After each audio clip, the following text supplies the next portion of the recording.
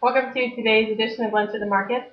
Today we're going to be talking to our man on the street, Brad Kelly, who recently interviewed a manager at BJ's restaurant while he was in California on business. So we're just going to ask him a few questions so we can kind of get a feel for BJ's and how we might, as investors, look at BJ's and what sector of the market that it targets. So I'm going to go ahead and get started. Brad, so tell me about the history of BJ's. When did it start? How long has it been around? Okay, so BJ's has been around actually for a while. 1978 is when the first restaurant was opened, and they were what they called a small format store. So around 2,000 square feet. The stores are much larger now, well over 10,000 square feet. They're probably upwards of getting close to 20,000 square feet for a restaurant. So you can see with 2,000 square feet, they're quite a bit smaller. Around 1992, they started with a large format restaurant, and then in 1996, they actually went public. They went from 8 restaurants to there are currently 92 restaurants in 13 different states. What specifically did you want to know about BJ? So in terms of states, what states are they in? Okay, so it's mainly a West Coast / South United States story. So the West Coast, Washington, Oregon, California, Nevada, Arizona, Texas.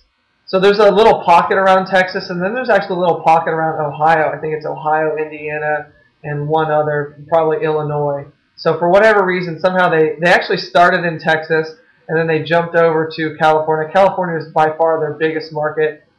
Texas is probably getting close. They're building, I think, 3 new stores there in Texas right now. But it's primarily a West Coast story. There are, I think, 5 restaurants in Florida, but north of Florida, there's absolutely 0 restaurants along the East Coast.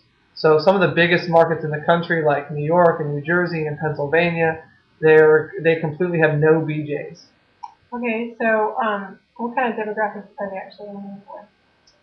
In terms of the demographic, one of the things that they're proud of is their average ticket. Their average ticket's actually $12. That's pretty amazing. Is that for one person? Or? It is for one person. Yeah, when that. Yeah, I was gonna say I think I've been there and it was definitely more than $12. Well, okay, but your particular portion was not more than $12. So the an individual ticket that they're targeting is $12. So for instance, right now, and I didn't know this until the most recent time that we were just there about a week ago. There was a $5.99 lunch special, and I think it's actually you get a personal pizza, kind of like the old Pizza Hut style personal pizza, except it's a little bigger than that and certainly tastes better. And then it comes with a salad for $5.99.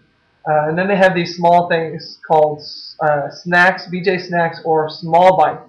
They're actually $2.95, which you pretty much order without even thinking. I mean, at $2.95 price point, most appetizers run around the $5 or $6, $7 range. I don't know about you, but personally, I'm pretty cheap. So when I go into a restaurant and an appetizer is $6, I'm really not inclined to buy an appetizer. At least not as an appetizer. Well, yeah. So that's the cheap way to eat at a restaurant, right? Is to buy the appetizer and eat the appetizer for a meal. But at BJ's, you actually can buy the appetizer, and it was $2.95, and it tasted great. We each had one, and then we had the $5.95 or $5.99 dinner lunch special, which was fabulous. So that being said, what's their annual revenue? So they're sitting at about $493 million in annual revenue. The thing that's really strong about BJ's, so they've been publicly traded for 14 years right now, 12 of which they've had positive year-over-year same-store sales. So that's fabulous. And the only 2 that they didn't were, of course, 2008 and 2009, which were in the jaws of the recession. And when we're talking about not having positive same-store sales, you're talking about 0.8%. So less than one, their same-store sales were down by less than 1% in arguably the worst recession since the Great Depression. So what BJ's is probably a name that many East Coasters have never heard of. Never. So what, as they begin to grow more, what are the things that are going to make them shine amongst all these other pizza brewery type restaurants that we see out there on the market? What's going to set them apart? Well, the first thing I would say is name one other pizza brewery that's on the market. But labeled as a pizza brewery. Yeah, or not even labeled, just in that category, pizza brewery. Off the top of my head, no, because BJ's is my favorite. So Okay, really... yeah, see, I got you right there. You didn't know that was coming. So the only other one that I can really think of that maybe would be a mellow mushroom. But two things. One, it's really not marketed as a brewery. They definitely have a bar section, but it's nothing compared to BJ's. For instance, BJ's bar section actually has man, I'm going to have to look this up, 103-inch plasma. They call it like almost like a plasma wallpaper. It's so large, and they can actually split that up any way they want. Up to 9 screens they can actually make out of this 103 plasma.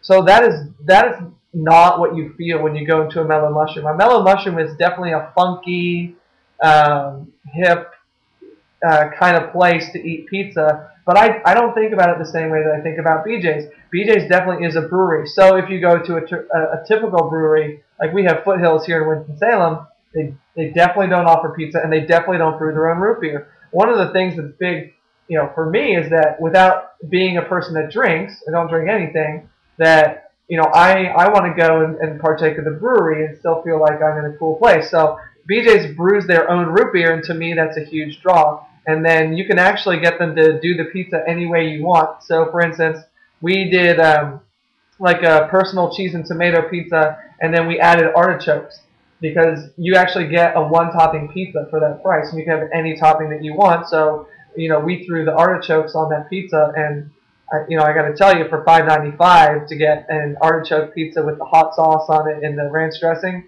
that's my favorite thing at BJ's. And the thing that they're known for, the thing that I think sets them apart, that goes back to answering your question, is the Pizookie.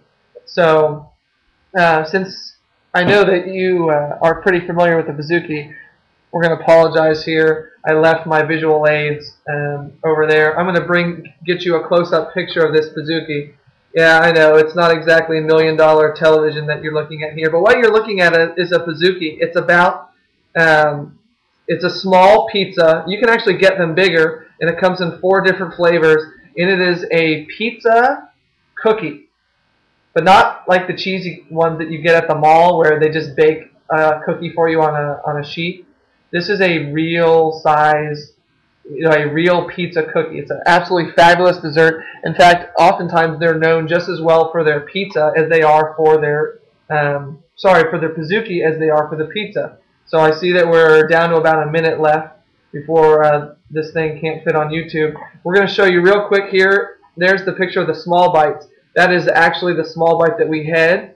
And then there's your nice tap, so it makes it look like a brewery, which it definitely is.